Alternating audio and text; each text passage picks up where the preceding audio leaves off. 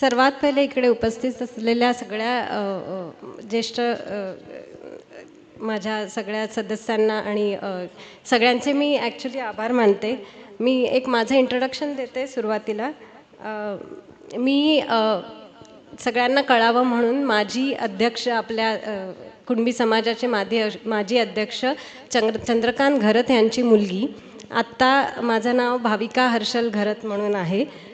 मूळचं माझं गाव दैसर, पण आत्ता सध्या मी ठाण्यामध्ये स्थायिक आहे.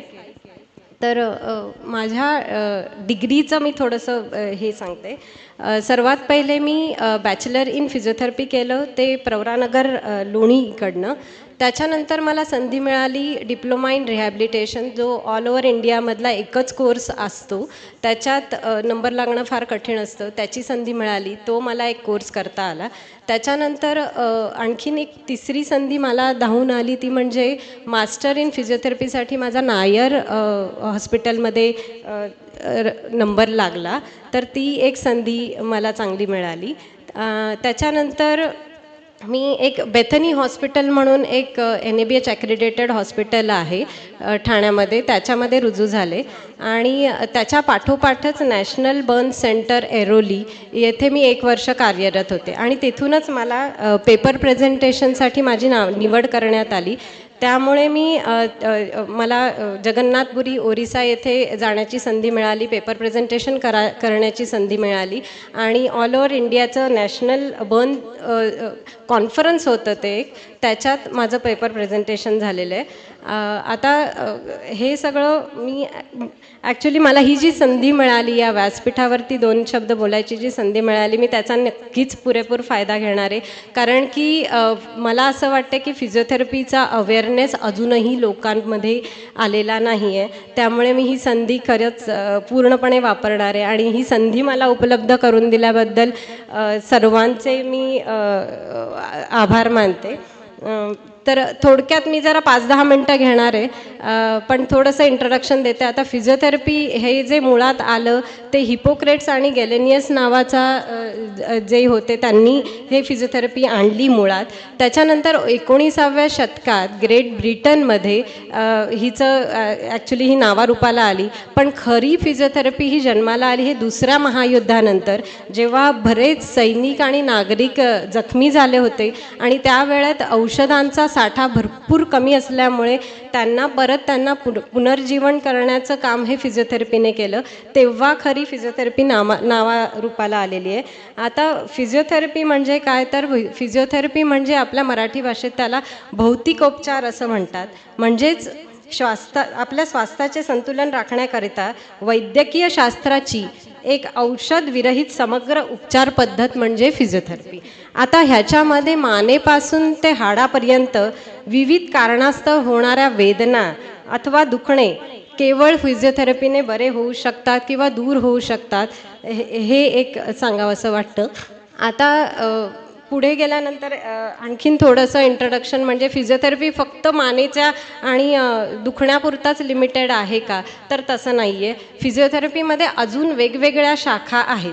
आता जसं 6 शाखा मी सांगू इच्छिते. एक ऑर्थोपेडिक, एक न्यूरोलॉजी, एक कार्डिओ रेस्पिरेटरी, एक पेडियाट्रिक, जिडियाट्रिक आणि एक स्पोर्ट्समध्ये पण फिजिओथेरपी केली जाते. तर अशा वेगवेगळ्या शाखा आहेत आणि त्या वेगवेगळ्या शाखांमध्ये फिजिओथेरपी उत्तम पद्धतीने काम करते. माझी जी शाखा आहे, मी जे स्पेशलायझेशन केलेलं आहे ते ऑर्थोपेडिक मस्क्युलोस्केलेटल सायन्समध्ये हा माझा मास्टर डिग्री आहे.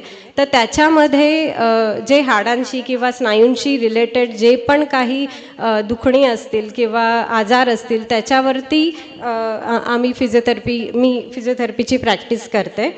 तर ॲक्च्युली ह्या निमित्ताने एक थोडंसं सांगावं लागेल की फिजिओथेरपीचं नक्की काम काय. तर फिजिओथेरपिस्ट काय करतात, जेव्हा पेशंट आमच्याकडे येतात तेव्हा आम्ही त्यांचं असेसमेंट करतो. म्हणजे कोणत्या स्नायूमध्ये टाईटनेस जास्त आहे, कोणत्या स्नायूमध्ये वीकनेस आहे, तर त्या पद्धतीने मग ते इव्हॅल्युएशन केल्यानंतर, त्याची तपासणी केल्यानंतर आम्ही त्याचा ट्रीटमेंट प्रोटोकॉल आखतो की ह्याला कोणत्या मसलमध्ये गरज आहे, कोणत्या मसलमध्ये स्ट्रेचिंगची गरज आहे, त्याप्रमाणे मग तो ट्रीटमेंट प्रोटोकॉल जातो. पण सगळ्यात पहिले आम्ही पेन मॅनेजमेंटवरती करतो काम.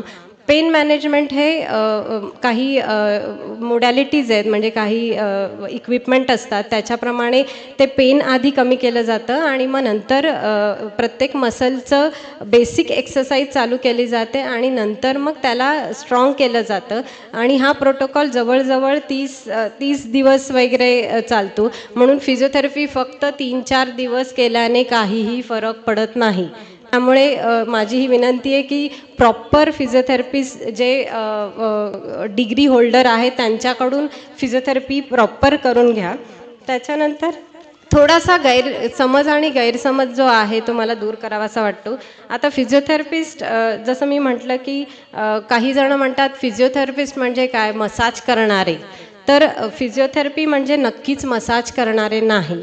मसाज आणि फिजिओथेरपी हे पूर्णतः वेगवेगळी उपचार पद्धती आहे. फिजिओथेरपिस्ट जे असतात ते शरीर आणि त्यातले सांधे, अवयव, अंग यांच्या हालचाली, शरीराची कार्यक्षमता, ताकद, सांध्यांच्या चलनशक्ती म्हणजे मोबिलिटी सुधारण्यासाठी असे म्हणजे त्याचं प्रशिक्षण घेऊन आलेले असतात आणि त्यांच्याचद्वारे जर तुम्ही उपचार पद्धती करून घेतली तर ते फायद्याचं ठरेल. दुसरं म्हणजे जे पेशंट माझ्याकडे येतात आणि मला म्हणतात यूट्यूबवरती मी बघून एक्सरसाइज करते, मला ते सगळं जमतं, पण चुकूनही त्या पद्धतीचा वापर करू नका. कारण कुठल्याही प्रकारचा त्रास हल्ली आजकाल सोशल मीडियावरती भरपूर आलं आहे की कायरोप्रॅक्टिसची हे आली आहे. तर त्यामुळे 2 मिनटं मी जातो, तो मस्तपैकी एक काय क्रॅक करतो आणि मला मग बरं वाटतं. पण तसं काहीही नसतं.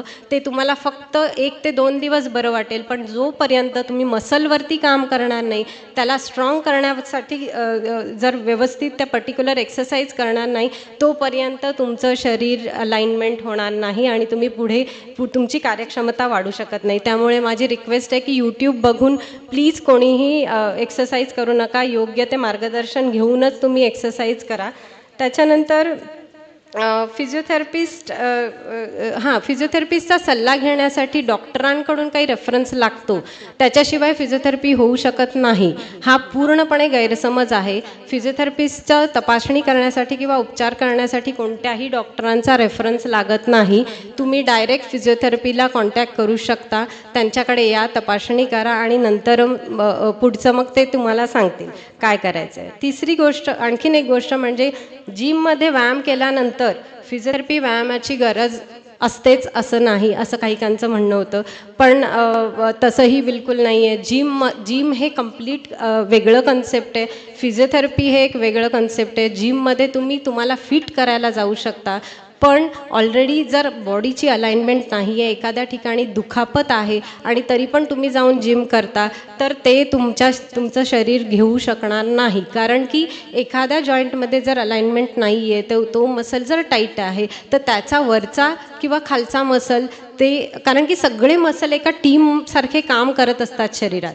जर त्या मसलने काम केलं नाही तर त्याचा लोड दुसरा वरचा मसल घेणार आहे. समजा उदाहरण द्यायचं झालं, कमरेत दुखतंय, नाही मी जिमला जातो, जिम किंवा योगा केल्यानंतर मला बरं वाटेल. बिलकुलही नाही. कारण की कमरेतले जे स्नायू आहेत त्याच्यात पर्टिक्युलर आता कितीतरी स्नायू आहेत, त्याच्यात कोणत्या मसलमध्ये टाईटनेस आहे, कोणत्या मसलमध्ये विकनेस आहे, जोपर्यंत तुम्ही त्यांना अलाइनमेंट करत नाही तोपर्यंत तुम्ही योगा आणि जिम करू शकत नाही. कारण त्याच्यानंतर काय होणार, तुम्ही गेलात तर त्याच्यावरचे जे स्नायू आहेत, समजा कमरेच्या खालती तुमचे पायाचे स्नायू आहेत, त्याच्यामध्ये ते लोड घ्यायला सुरुवात करतात आणि हळूहळू त्याचा परिणाम 1 ते 2 वर्षात तुम्हाला हळूहळू दिसायला लागतो. त्यामुळे माझी ही फार म्हणजे रिक्वेस्ट आहे की ॲटलिस्ट एखादी दुखापत झाली की जाऊन तुम्ही तपासणी करा फिजिओथेरपिस्टकडे जाऊन. आणि ते फार महत्त्वाचं असतं. हल्ली काय, मला आता दुखणं आलं आहे, मी डॉक्टरकडे जातो आणि डॉक्टर युज्युअली त्यांच्या परीने ते देतात, औषधं देतात, बेड रेस्ट सांगतात, 10 दिवस समजा उदाहरण कमरेचं दुखणं असेल तर 10 दिवस बेड रेस्ट सांगतात. पण ॲक्च्युली त्या 10 दिवसातच फार क्रुशियल असतात ते 10 दिवस, कारण की त्यातच आपण हालचाल नाही केली त्या 10 दिवसात तर मग सगळं जखडून जातं आणि नंतर स्ट्रेचिंग देताना आम्हाला आणि पेशंटला पण भरपूर त्रास होतो. त्यामुळे जरी तुम्हाला दुखणं असेल 1 ते 2 दिवस रेस्ट घ्या. डॉक्टरांनी सांगितलेले मेडिसिन चालूच ठेवा, पण फिजिओथेरपीकडे जाऊन हालचाली लवकरात लवकर चालू करणं फार गरजेचं असतं. हे एक आहे. आणि हे एक थोडासा गैरसमज जो होता तो मला दूर करावासा वाटला या माध्यमातून.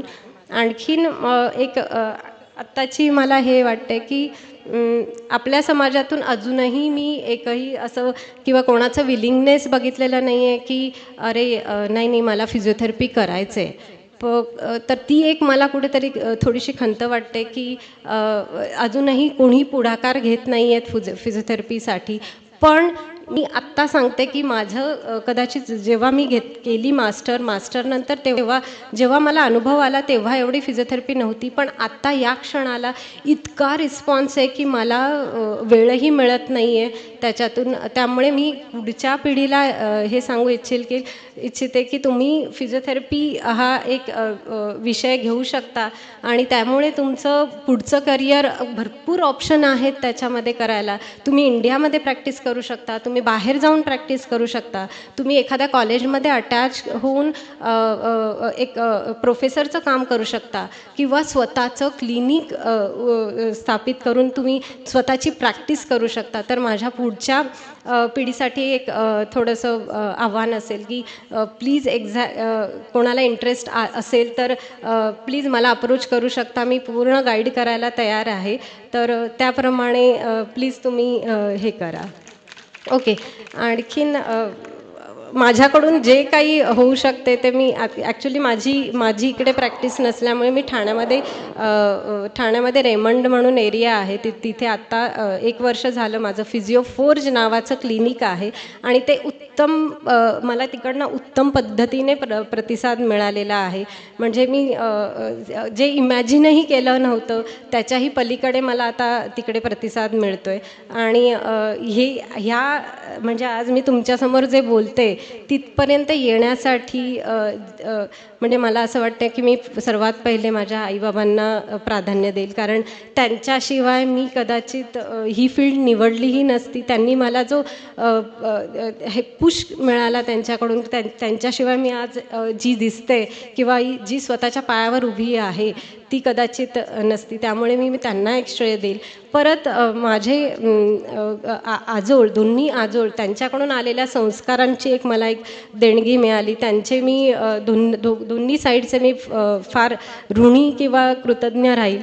आणि एक असं आहे की या कुणबी समाजातच माझा जन्म झाला आणि मला काहीतरी देता येतं आहे किंवा जे माझ्याकडे आहे ते मला नक्कीच देता येईल. त्यामुळे या कुणबी समाजाचा एक घटक असल्याचा आज मला नक्कीच असं अभिमान वाटल्यासारखं वाटतं या क्षणाला. त्यामुळे तुम्हा सर्वांचे आभार आणि मला 4 शब्द बोलू दिल्याबद्दल आणि तुम्ही 4 शब्द ऐकण्याबद्दल पेशन्सने खूप खूप धन्यवाद. थँक्यू.